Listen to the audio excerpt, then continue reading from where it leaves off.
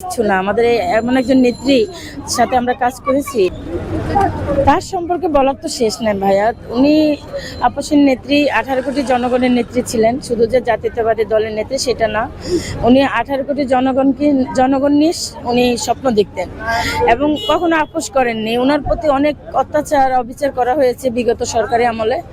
ওনাকে বিদেশে যেতে দেন নাই, তারপরে উনি ধৈর্যশীল হন নাই, ধৈর্যশীল ছিলেন, উনি ধৈর্য হারান নাই। উনি বলছে যে এটাই আমার দেশ, এই দেশে আমার জন্ম, আমি এই দেশে থাকবো, আমি এই দেশের মানুষের জন্য কাজ করে যাব। আমার অনেক স্মৃতি আছে ওনার সাথে। আমি যখন ছোট্ট ছাত্রদল করি, একদম ছোট, আমি ইন্টার মানে ভর্তি হওয়ার সাথে সাথে আমি ছাত্রদলে যোগদান করি। আমার ফ্যামিলিটাও বিএনপি পরিবার। তো ছাত্রদল করার পরে উনি আমার কাকার বিয়েতে আসছিলেন 90 সালে। পরে আমি বললাম যে ম্যাডাম, আমি ছাত্রদলে যোগদান করছি মাত্র, আমি লক্ষ্মীপুর, আমার বাড়ি হলো নোয়াখালী লক্ষ্মীপুর, কপিলউদ্দিন ডিগ্রি কলেজে আমি ভর্তি হয়েছি, আমি ছাত্রদল করি, আমি আপনার পাঁচই একটা সালাম দেব। উনি মাথায় আমার হাত রেখে উনি হাসি উজ্জ্বল, কথা বলে নাই, আমার মাথায় হাত রাখছে। এবং এই কথাটা আমি দীর্ঘ বছর পরে, এই গত কয়েক বছর আগে বসুন্ধরাতে জেলখানা যাওয়ার আগে বসুন্ধরা একটা ইফতার পার্টিতে আমি একদম সরাসরি দেখা হয়েছে, কাছাকাছি, এই আপনার মতোই।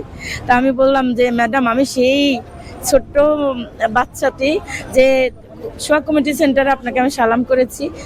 লাস্ট ওনার একটা জনসভা ছিল শ্রমিক দলের, আমরা ওখানে ওনার সাথে একই ছবিতে প্রেমে আটকা পড়েছি। আমার সাথে ছবিগুলো আছে। ওনার সাথে আমি তারাবি নামাজ পড়েছি গুলশান কার্যালয়ে।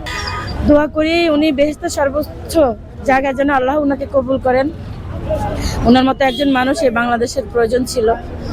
যেহেতু জন্ম মৃত্যু আল্লাহর হাতে, আমরা এটা ধরে রাখতে পারবো না, সেহেতু আল্লাহ আমাদেরকে একসময় চলে যেতে হবে। ওনার জন্য আমরা সবাই হাত তুলে মন থেকে দোয়া করি আল্লাহ ওনাকে বেহেশত নসিব করুক, ওই পরে যেন উনি ভালো থাকেন। আমার নাম শিখা, আমার বাড়ি হলো উত্তরেতেই থাকি, আমরা রাজনীতি করি, উত্তর মহানগর বিএনপি, এখানে রাজনীতি করি, আমরা বিএনপির সাথে আছি।